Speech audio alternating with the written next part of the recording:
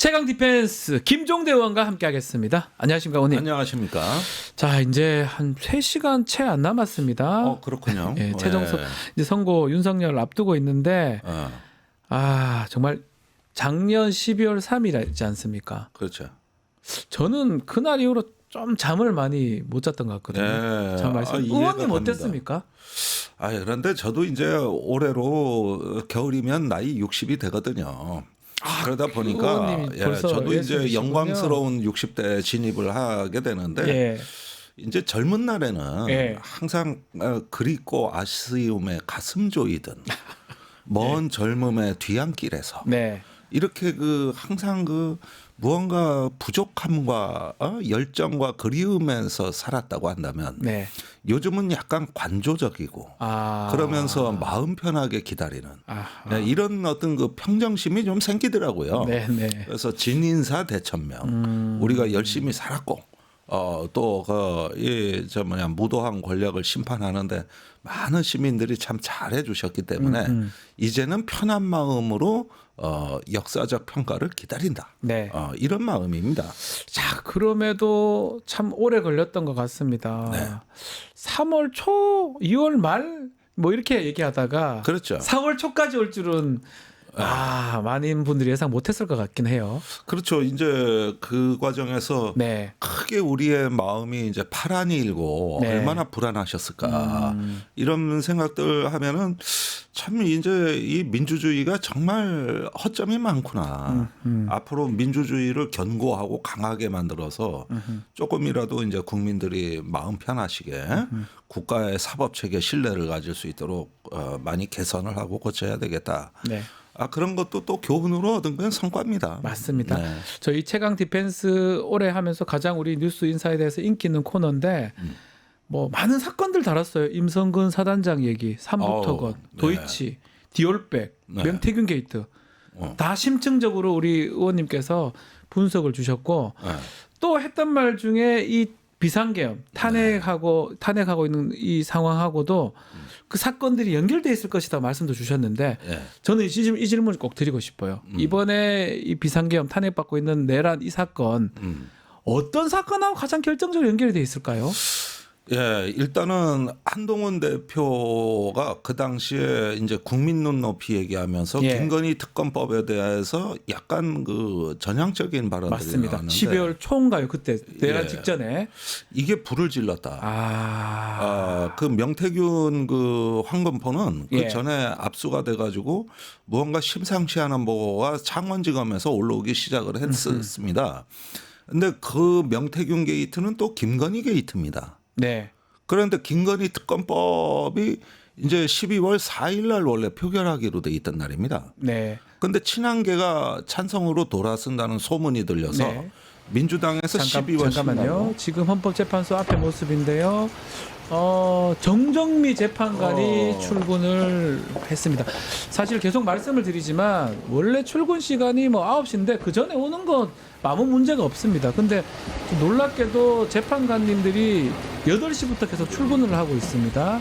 이미 이미선, 김영두 재판관 출근을 했고요. 지금은 정정미 재판관이 8시 지금 16분, 17분 향하고 있는데 출근을 한 상태입니다.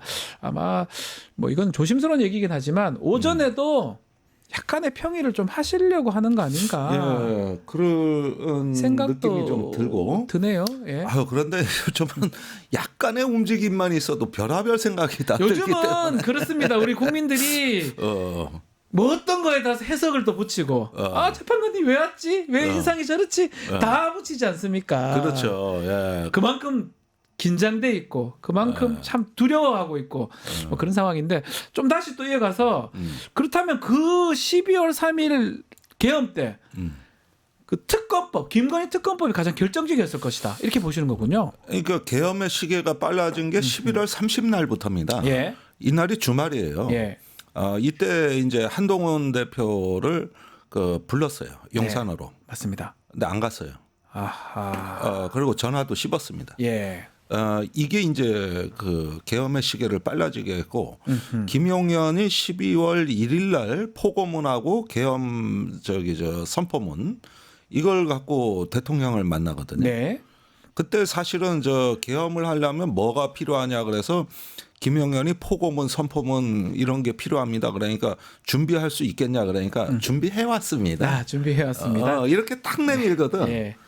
그러니까 뭐랄까 김영현은 오늘은 아마 결심을 하실 것 같다. 이렇게 생각하고 실제 준비를 해갔는데 예. 이게 딱딱 맞아 떨어진 거예요. 그러니까 간신과 혼군의 죄송합니다. 만남이에요. 조한창 재판관입니다. 속속 들이오네. 다 들으시네요.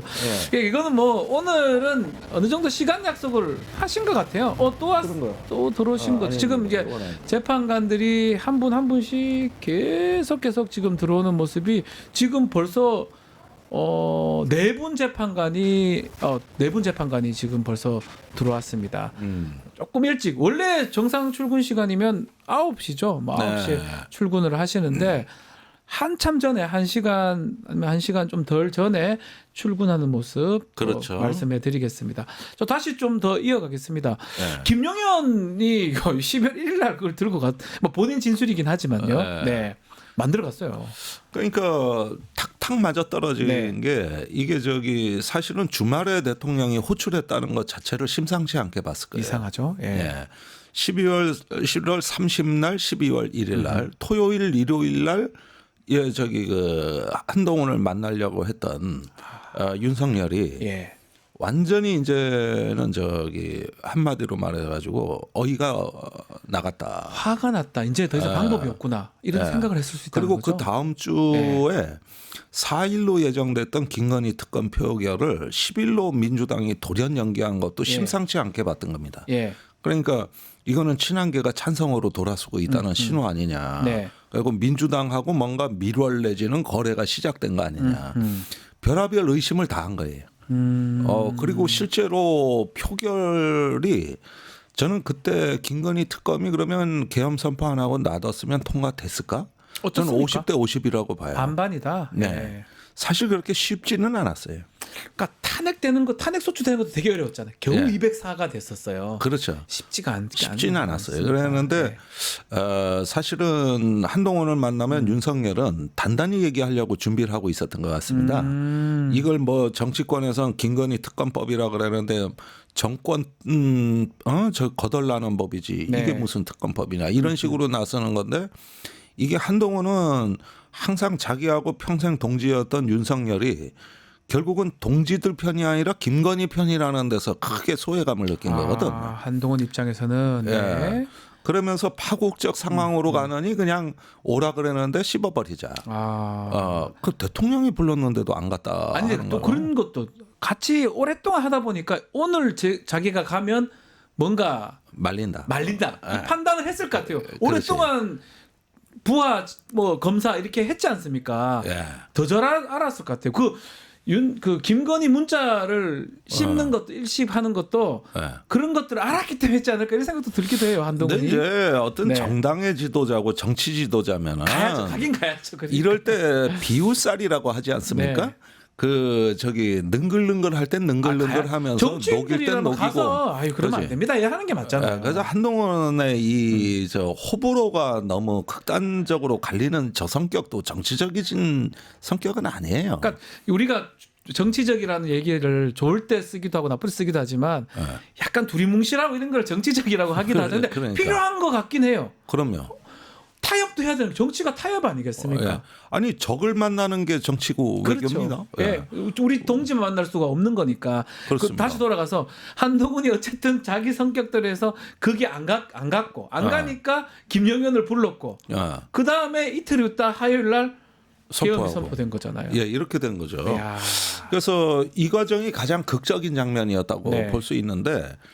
통상적으로 이런 중대한 결정은 국무회의나 어떤 그 심의를 거쳐서 하는 건데 그것마저도 뭉개버린 게 이제 오늘날 헌법재판소의 쟁점이 된 거거든요. 그렇죠. 근데 그 정도로 충동적이고 주관과 변덕에 따라서 나라를 경영했다면 이거는 이제 민주공화정이나 헌법에서 얘기하는 국가의 어떤 그 심의 절차 네. 이걸 또 기다리지 못하고 아하. 거치지 않을 정도의 독단이었다는 거니까 뭐 독단, 불통 이게 다 나오는 건데 여기서 이제 윤석열의 그 어둠의 3요소라고 얘기하는 네. 사이코패스, 나르시즘, 마키아벨리즘. 사이코패스, 나르시즘, 마키아벨리즘. 예, 이게 한꺼번에 이제 고조된 작동한 거거든요. 것이다. 아, 이게 예. 고조된 거. 이게 어둠의 3요소. 잠깐만요. 아유 죄송합니다. 아, 이제 재판관 문영배 대행이 이제 왔습니다. 8시 24분에 출근을 했습니다. 지금 5분의 재판관이 출근을 지금 한 상황이거든요. 네. 자 그렇다면 지금 3분의 재판관만 남았어요. 아마도 9시 전에 다 오실 것 같아요. 그래서 9시쯤 회의가 개최되지 않을까. 아마 제 생각에는 약속을 잡으신 게 아닌가 이런 생각이 들거든요. 예. 그렇지 않고서는 이렇게 빨리 이렇게 다들 이렇게 오실 이유는 없고 시간상으로 봤을 때는 9시에 한번 만나서 마지막 어떤 결정문이라든지 주문을 좀 다듬는 그런 평의도 있지 않을까. 그건 조심스러운 예측입니다. 저희가 말 수는 없지만 그럴 가능성도 지금 배제할 수 없다. 그래서 조금 일찍 출근하는 모습도 지금 보입니다. 지금 헌법재판소 상황 저희가 계속 보여드리고 있는데 그만큼 중요한 상황이에요. 네. 재판관들 움직임, 표정, 또 언제 출근하는지, 어떻게 하는지 그것도 우리 모든 국민들이 주목하고 있기 때문에 저희가 그렇습니다. 이 말씀도 드립니다. 다시 윤석열로 돌아가서 윤석열이 3가지 얘기를 하셨어요. 마키아벨리즘, 나르시시즘, 사이코패시다 얘기하셨는데 이 3가지가 윤석열을 좌지우지하고 있었다. 예. 예.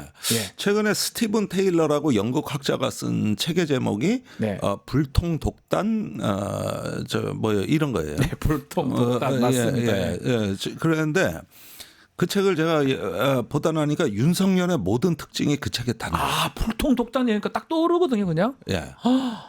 불통 독단 혐오. 네, 예. 혐오까지. 그런데 네. 이 책에 윤석열의 모든 특징이 다 나와요. 아. 근데 이게 뭐냐면은 공감의 부족에서 생기는 특징들입니다. 공감력이 없죠. 별로 예, 그래서 없는 것 같아요. 단절이 되거든요. 예. 그러다 보면은 무슨 문제가 생기냐면은 진짜 못 느껴. 네. 예컨대 연쇄 살인범은요, 자기가 피해자들의 고통스러워하는 걸 못 느낍니다. 그걸 모르니까 사이코패스라고 하고 소시오패스 뭐 이런 거 아닙니까? 예, 예. 정말 타인의 고통에 대해 가지고 정말 못 느껴. 그거를 느끼는 방법을 몰라요. 아. 그래가지고 치료할 때도 보면은 예. 여러 가지 얼굴 표정, 캐릭터 표정 보고 보여주고. 외우더라고요. 이러면서 이거는 아픈 거지, 맞아요. 이거는 기쁜 거지. 예. 이런 어린애도 하는 거를 다 가르쳐 줘야 돼. 그 정도로 못 느낀다니까요. 그런데 이제 이런 류의 성격들이 일반인의 한 0.5% 내지 1% 정도 되거든요. 네. 근데 정치인 중에는 10 내지 15%입니다. 정치 좀 더 많습니까? 예. 공감력이 부족한 게. 예. 10 내지 15%인데 그런데 이 중에서도 이제 좀 심한 사람이 권력을 잡잖아요. 예. 그렇게 됐을 때는 민주주의를 이해를 못 합니다. 무서운데요, 갑자기. 이해를 못 해요. 예. 그런데 이 사람들이 민주주의에 대해 제일 분노하는 거는 그 민주적 규칙들이 자기 권력을 제한한다는 걸 못 참아요. 참지를 절차라든지 못해요. 이런 것들이 너무 더디고 내가 해야 될 거를 막고 있다고 생각한다는 거잖아요. 그렇죠. 그러니까 우리가 통상 제왕적 대통령제라는 말을 쓸 때는 저 예. 대통령이 모든 걸 다 갖고 있다는 뜻인데 정작 본인은 내가 왜 이렇게 권력이 제한되고 내 권력이 이거밖에 안 돼? 막상 본인은 그렇게 느낀다는 거예요. 네. 정반대로 느끼는 것이죠. 그래가지고 그래가지고 이 권력과 그 부에 대한 욕망이 이게 주체가 안 됩니다. 네. 그게 왜 그러냐면 외부하고 단절돼 있기 때문에 네. 그 공허한 거를 자꾸 권력과 돈으로 메우려고 그래요. 네네네. 그 허기지는 게 이게 멈추질 않는 거거든요. 멈추질 않아요. 그래서 한편으로는 술도 좀 더 먹고 그것도 그렇죠. 외유를 많이 했지 않습니까? 해외에 그렇게 갔습니다. 뭔가 채우는 거죠. 예, 왜냐하면 내가 무조건 권력자인 것 같은데 왜 내 원하는 거 다 이루지 못한 것처럼 느꼈을 것 같기도 해요. 그렇죠. 그러니까 이번 계엄의 경우에는 네. 자기 때문에 인생이 완전히 파멸로 간 사령관들과 경찰청장 등 피해자들, 뭐 피해자는 아니지 뭐 네. 가담자들이 있는데 이 사람들한테 미안함을 못 느껴요. 더 못 느낄 것 같아요. 자, 지금 조금 말씀드리면 문영배 대행이 8시 20 5분 정도 마지막 출근을 하면서 8명 헌법재판관 전원이 출근을 완료했다는 얘기가 있습니다. 오전에 저희가 계속 말씀드렸던 것처럼 오전에 평의가 있다고 합니다. 네. 그 평의가 뭔가 결론을 바꾸는 평의보다는 뭐 추측해 보건데 아마도 주문 이런 거 아니면 결정문을 썼다고 하더라도 결정문을 그대로 다 읽을 수는 없잖아요.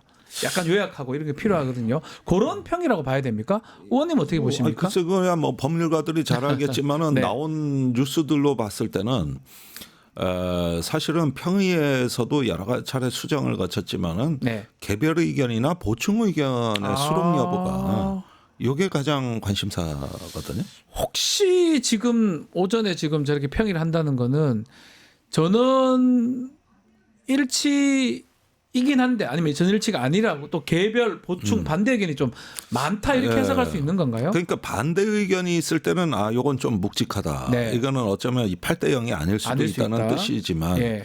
보충 의견이나 개별 의견은 같은 인용입니다. 네, 맞습니다. 소수 의견 뭐 넣을 수 있어요. 개별 넣을 수 보충은. 있어요. 네. 그것까지는 뭐 저는 크게 개의치 않아요. 네, 네. 특히 개별 의견 같은 경우는 인용을 하되 다른 이유로 나는 인용을 한다 이런 네. 뜻이거든요. 네.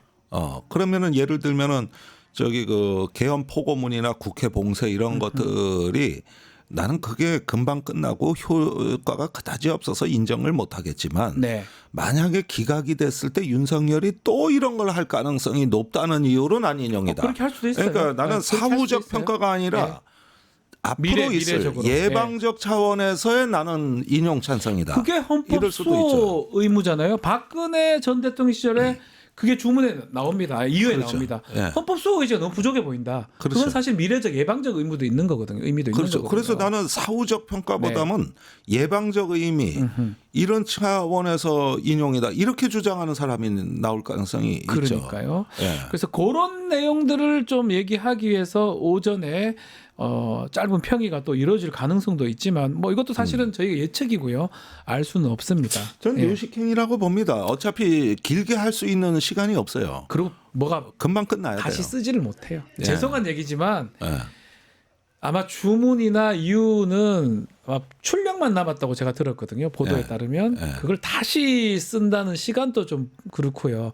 전 세계가 주목을 하고 있는데 뭐 오탈자 같은 게 나오면 안 되잖아요. 급하게 할 수 있는 상황이 아닙니다. 예, 아마도 그렇죠. 그 예. 정도는 밑에 실무자들의 실력이 있으니까. 네, 오늘이 왜 역사적인 날이냐? 네. 전 세계에서 극우 대한 세력이나 어떤 우파 세력들의 민주주의 붕괴가 일반화되고 일상화되고 있습니다. 유럽도 그렇고요. 많이 예. 그런 나라들이 있습니다. 그런데 이러면서 민주주의가 쇠퇴하고 퇴행의 어떤 그 시대가 있는 가운데서 한국에서 대통령 탄핵을 인용했다 그러면은 전 세계적 충격입니다. 예. 그러니까 봐라. 저 대한민국에서는 이런 어떤 그 극단주의 우파 세력을 응징해 가지고 민주주의를 회복했다. 이게 미국이나 독일, 프랑스, 어떤 이스라엘 이런데 어떤 그 세계주의자, 시민자, 민주주의자 이런 사람들이 봤을 때는 이것처럼 감동적인 일이 있을까요? 의원님, 이거 12월 작년 3일 날 헬기가 국회 떨어지고 창문을 깨고 특수부대원들이 들어가는 국회 들어가는 모습, 호수 뿌리고 막 그 모습이 전 세계 생중계됐지 않습니까? 네. 넉 달이 지난 오늘 4월 4일 이것도 전 세계 생중계가 됩니다. 전 세계입니다. 그러니까 지금 뭐 우리는 지금 외부에 그 감이 없어서 그러는데 최근에 이제 프랑스의 르펜이 그 예. 기소가 돼 유죄를 받았고요. 그다음에 독일의 대한당이 이제 제2당으로 부상을 했습니다. 네. 심지어 3인주의의 천국이라고 하는 노르웨이와 스웨덴에서도 네. 극우가 약진을 극우 해서 정당들이 20%가 지금 있고 계속 다 약진하고 있습니다. 실제로 민주주의가 무너진 나라가 헝가리, 인도, 이스라엘 네. 그리고 미국입니다. 이렇게 되다 보니까 이 거대한 태행과 대침체에서 야 이제는 세계가 어떤 그 본격적인 그 쇠락의 길, 퇴행의 길로 접어든 거 아닌가. 그런데 한국에서 발표된 이 대통령 탄핵 인용 선고문은 예. 이거 다 번역될 거예요 아마. 번역될 것이다. 이게 거기에 나오는 주요 구절들이나 이런 것들은 이런 세계의 어떤 저 민주주의 태행을 걱정하는 시민들한테는 복음입니다. 약간 복음이에요. 들어보니까 좀 뭉클합니다. 저만 그런 건가요? 뭉클합니다. 아니 그러니까 예. 우리가 이 가치를 알아야 돼요. 그 응원봉 시위로 시민 명예혁명으로 계엄을 이제 제압했는데 네. 그때도 사실은 전 세계 충격이었거든. 그렇죠. 근데 이제 이게 다시 이렇게 각종 폭동으로 얼룩진 한국에서 결국은 민주주의가 승리했다. 이 세계가 거의 소식이 실시간으로 타전이 될 것이고. 현직 대통령이잖아요. 뭐 네. 전직도 아니에요. 현직 대통령이 계엄을 일으키는 그 상황도 생중계가 되고 우리 응원봉 문화라든지 이거 다 생중계가 돼서 지나서 쭉 지나서 넉 달 지나서 4월 4일 날 선거까지. 그렇습니다. 이거 참. 그러니까 하나의 큰 서사를 이루고 있다는 예. 거. 아시다시피 뉴욕타임즈에서는 한국의 계엄 특집 그 아카이브를 만들었습니다. 네. 국내 언론도 안 하는 거를. 예, 뉴욕타임즈가 하고 있습니다. 뉴욕타임즈가. 예. 그러니까 이런 면에서 봤을 때는 이 아시아의 민주주의를 이끌어왔던 나라는 단연 대한민국이었고 아래로부터의 시민혁명은 아시아의 대한민국밖에 없어요. 그래서 이렇게 보면 또 그런 것도 있는 것 같아요, 의원님. 그렇기 때문에 좀 다른 결론이 나는 것도 또 다른 주문이 나는 아니면 또 뭐 이 소수 주문이 많이 나는 것도 좀 저는 조금 전 세계 시민들이 보고 있는데 잠깐 안 좋거든요. 제 개인적 생각인가요? 예, 근데 다 보고 그러니까 예를 들어서 전 세계에 중요한 어떤 문서들이 있잖아요. 뭐 권리장전, 네. 뭐 시민혁명하고 뭐 하고 미국의 독립선언서 있죠. 등등의 문건들이 있는데 그만한 것들이 좀 나와주기를 전 개인적으로 좀 바라거든요. 그렇죠. 그것도 중요하죠. 네. 얼마나 전달 또 진정성 네. 이런 부분을 이제 있는 건데 그런데 그렇게 인용할 만한 구절은 충분히 나올 것이다. 나와야 되고 나올 것이다. 이거는 21세기 권리 대장전 마그나 카르타와 같은 역할을 오늘 헌재가 하는 것이고 네. 돌이켜 보면 민주항쟁의 유구한 역사 또 그 이전의 독립운동의 역사에 보면은 항상 아시아의 등불은 대한민국이었습니다. 네. 우리가 3.1운동을 했기 때문에 중국의 오사운동이라는 게 일어났고 맞아요. 대륙을 각성시켰다. 네. 그래서 반제국주의 민족해방 투쟁이 본격화된 거는 누가 뭐래도 대한민국의 3.1운동이었다는 것이고 그 뒤에도 4.19로 이어지고 60항쟁으로 이어지는 것들은 아시아 민주주의를 촉진자였다. 네. 그래서 이제 김대중 대통령이 83년에 이제 미국의 망명해서 귀국할 무렵에 다시 한국 민주주의에 불을 지피니까 네. 필리핀의 그 시민혁명이 일어나서 마르코스 대통령을 맞습니다. 퇴진시켰지 않습니까? 예. 이것도 다 한국의 영향이에요. 우리나라가 아시아 전 세계에 영향을 미치는 것 같아요. 그거 보면 지금 말씀하셨지만 뭐 3.1운동, 4.19, 6.6월 항쟁, 또 촛불혁명도 있었고요. 그렇죠. 그러니까 민주주의가 그렇게 길지는 않았지만 뭐 유럽 여러 나라에 비해서 그렇지만 짧은 기간 동안 정말로 많은 것들을 전 세계에 보여줬던 것 같기도 해요. 많이 보여줬죠. 네.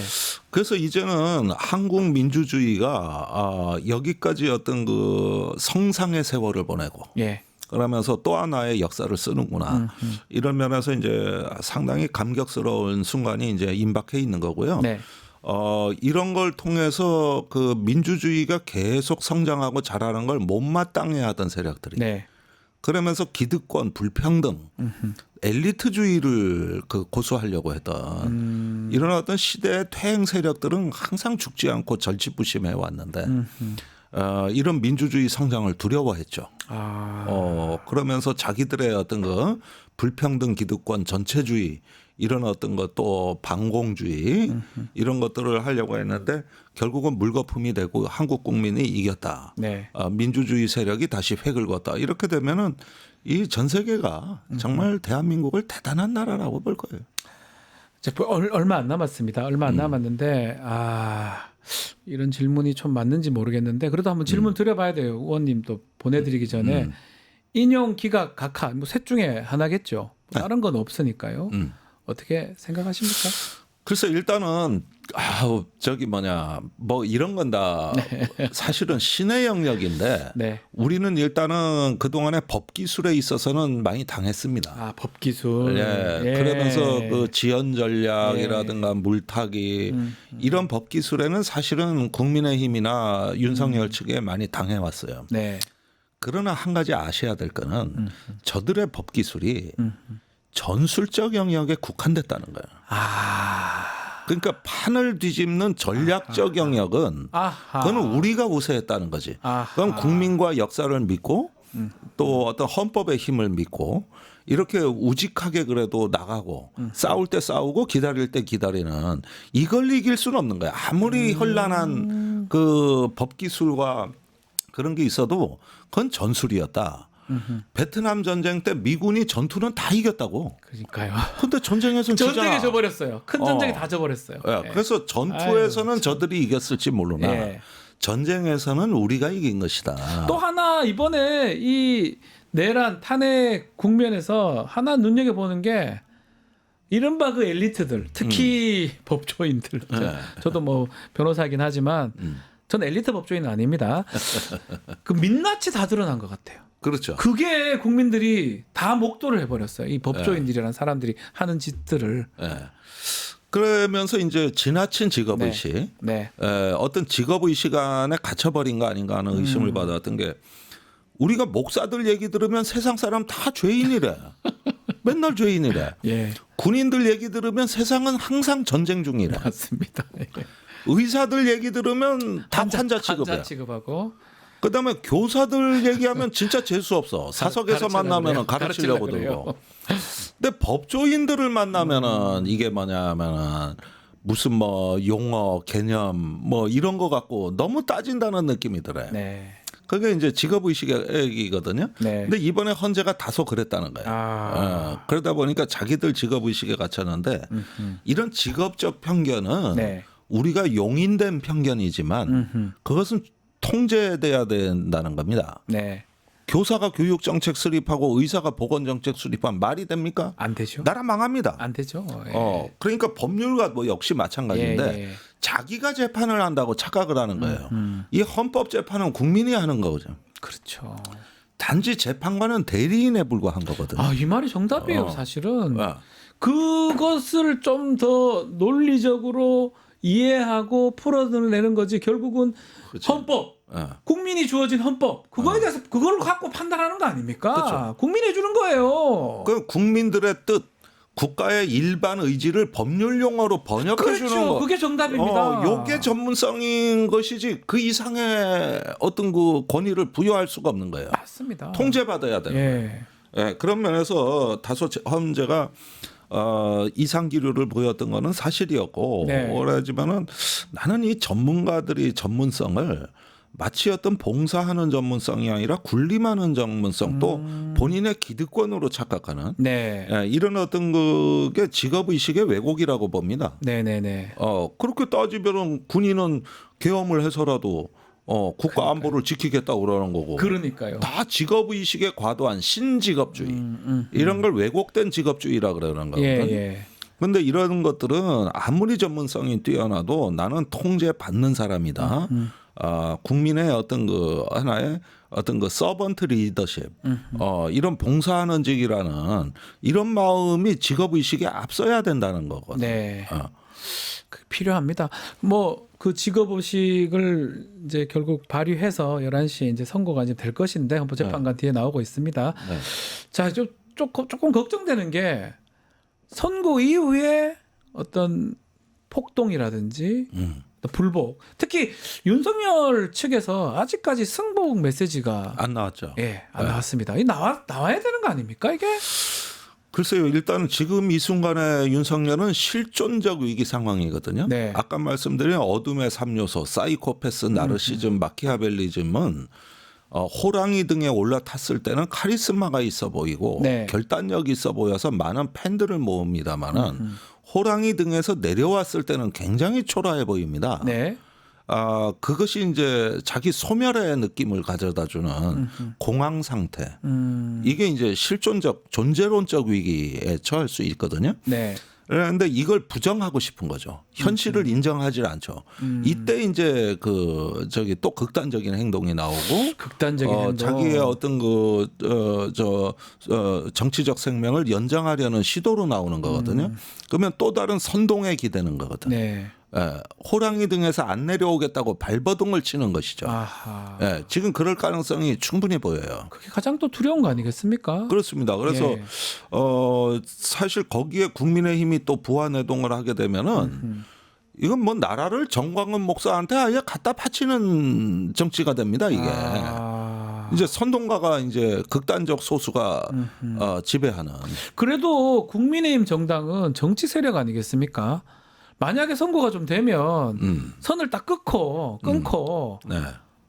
이 승복을 한다든지 또 대선을 준비한다든지 그렇게 해야 되는 거 아닙니까? 그러기엔 때가 늦었죠. 늦었습니까? 그러니까 저도 그거 방송 나가 많이 한 얘기입니다만은 아니 지지층이 그렇게 극렬하면 한 발만 담그지. 네. 왜 두 발을 다 다 담궈서 나중에 못 빠져나오게 하냐. 거기 수도권의 당협위원장들은 다 그 생각을 해요. 아하. 근데 말을 못 하는 거야. 말을. 예. 아니 한 발은 놔뒀어야 될 거 아니에요. 근데 두 발을 다 담궈 버렸으니 이거 어떡하냐고. 정당 자체가 극우화가 돼 버렸어요. 이제 극우 정당이 된 자유통일당 거예요. 당하고 뭐 차이가 있습니까? 없지 않습니까? 완전히 극우 정당이 됐어요. 아니 그러니까 포괄 정당이어야 되잖아요. 국민의힘도. 그래서 중도층도 하고 그래서 정당의 목적이 정권 잡고 선거에서 이기는 건데 선거 이제 생각도 안 하는 것 같아요. 그냥 극우만 쳐다보고 하는 게 맞습니까? 네, 이게? 큰일이죠. 이제 이번에 정권을 뺏기더라도 다음에 정치를 잘해서 되찾아오자. 그렇게 가야죠. 원래 정당은 그런 여유는 있어야 되는데 최소한. 그게 없는 거고 예. 이게 멸문지화를 당한다. 이런 식의 접근을 한단 말이에요. 아니 근데 지난번에 박근혜 때도 결국은 한 텀 쉬었지만 정권 잡았잖아요. 자기들이. 그게 그렇게 가는 게 맞는데 그거를 어쩌면 잘못한 거라고 생각하는 것 같아요. 한번 그렇죠. 뺏겼으니까 문재인 대통령이 나왔으니까 그렇게 생각하는 것 같지 않습니까? 네, 옛날에 국민의힘은 그래도 어찌어찌해서 박근혜 탄핵의 강을 건넜거든요. 맞습니다. 상당히 거기에 진통이 있었습니다. 배신자 프레임도 있었고. 네. 그런데 가까스로 정리를 했던 당입니다. 그런데 지금의 행태는 윤석열의 강을 건너지 않겠다는 행태거든요. 네. 이렇게 되면은 이후에 윤석열의 발목에 잡혀서 내내 뭐 되는 일이 없는 거예요. 그러니까요. 되는 일이. 알겠습니다. 이제 곧 11시에 선고가 됩니다. 11시 선고가 되는데 시간이 이제 얼마 안 남았습니다. 이제 네, 오히려 광장이 차분해 보입니다. 예, 오히려 저기는 탄핵 찬성하는 쪽들의 집회 장소 같은데요. 예, 맞네요. 네. 아닙니다. 민주당 깃발이. 민주당이 그 탄핵을 찬성하는. 한품연합 뭐 잠 좀 자자 이런 깃발이 있고 민주당 깃발 보면서. 자, 곧 이제 선고가 되니까요. 그 선고 11시까지 저희는 이제 방송을 진행을 하겠어요. 최강 디펜스는 오늘 여기서 좀 마무리를 하겠습니다. 김종대 의원과 함께했습니다. 오늘 말씀 감사합니다. 네, 감사합니다. 네.